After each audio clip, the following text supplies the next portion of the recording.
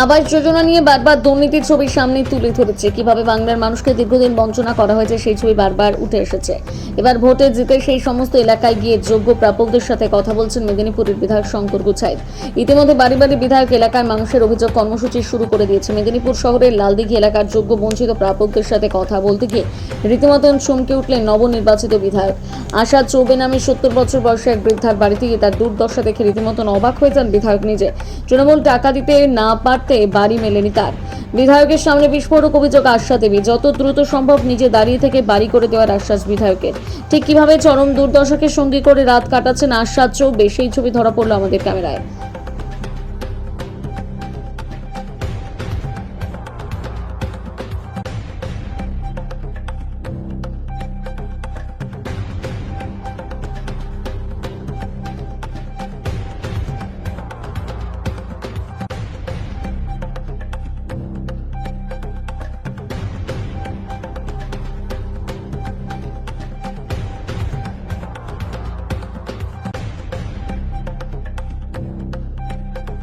কি করব, কিছু করার নাই। এর আগে তো তৃণমূল সরকার সবাইকে বলা হয়েছে করব, দাঁড়াও 25,000 দাও তবে হবে। 25,000 না দেওয়ার জন্য বাড়ি করে দিয়েছে। হয়নি। কতবার আবেদন করেছিলেন? অনেক বহুত 4-5 বার গেছি, যেটা তখন বলছে যে হবে 25,000 দাও তবে হবে। জীবনযাপন কিভাবে করেন? ওই শাক পালা বিক্রি করে পেট চলে। ছেলেপুলে নাই আমার নেই। স্বামী স্বামী আজ 10 বছর মারা গেছে। একাই বৃদ্ধা মানুষ, এই কষ্ট করে ভাঙাচোরাতে আছে। বিধায় গেলেন আপনার বাড়িতে, কি বললেন? হবে 25,000 দাও তবে হবে। না, আজকে তো বিধায়ক গেলেন শঙ্করদা, তো কি বললেন? শঙ্করদা বলছে বলে আমি আজ ঢুকছি যখন লালদিঘির পাড়ে, তোমার ঘর হবে। উনি আশ্বাস দিয়েছেন, উনি আশ্বাস হ্যাঁ হবে। আপনার নাম? আমার নাম আশা চৌবে, এই এলাকাটার নাম? লালদিঘির পূর্ব পাড়া। লালদিঘিতে এলাম 182 নম্বর বুথ, এবং এখানে মানুষরা কষ্টে থাকেন। কোনো উন্নয়নের ছবি এখানে নেই। রাস্তা নেই, জল নেই, বাড়ি নেই, শৌচালয় নেই। যে রাস্তা দাঁড়িয়েছেন সে রাস্তাটা হয়নি।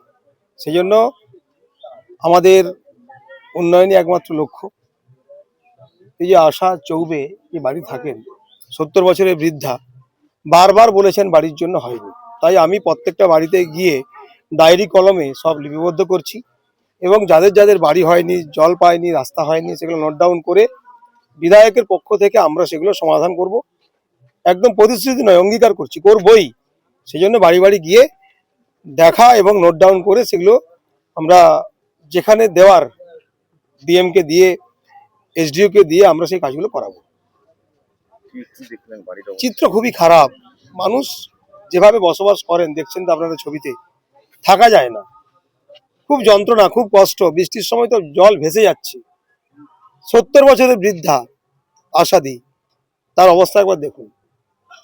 বলছে 25,000 টাকা দাও তাহলে ঘর করে দেবো। আশাদি 25,000 টাকা পাবে কোথায়? এরকম এরকম আশাদির মতো অনেক আশাদি আছে আমার বিধানসভায়, যাদের পক্ষে 25,000 টাকা দেওয়া সম্ভব নয়। তাই বিজেপির অঙ্গীকার 1 টাকাও দিতে হবে না। বিজেপির 1 টাকা না দিয়েই বাড়ি করবে 100%। মোদিজির অঙ্গীকার।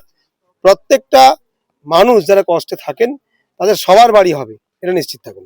আর কি দেখলেন?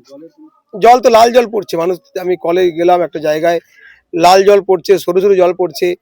জলের খুব কষ্ট। কিন্তু জল জীবন মিশনের টাকা মেদিনীপুরে এসছে, কোটি কোটি টাকা এসছে। প্রত্যেকটা বাড়িতে পানীয় জলের ট্যাপ যাওয়ার কথা, সেই জল টাকাটাও খেয়ে নিয়েছে। সেই জন্য পানীয় জলের সমস্যা, এখানে রাস্তার সমস্যা, বাথরুমের সমস্যা, ঘরের সমস্যা, এগুলো জ্বলন্ত সমস্যা লালদিঘিতে। যেন লালদিঘির মানুষকে আমি আশ্বস্ত করছি, মেদিনীপুর বিধানসভা মানুষকে আশ্বস্ত করছি, আপনার বিধায়ক আপনার সঙ্গে আছে, কাজ করে দেখাবো। এটা 9 নম্বর ওয়ার্ডের 182 নম্বর বুথ।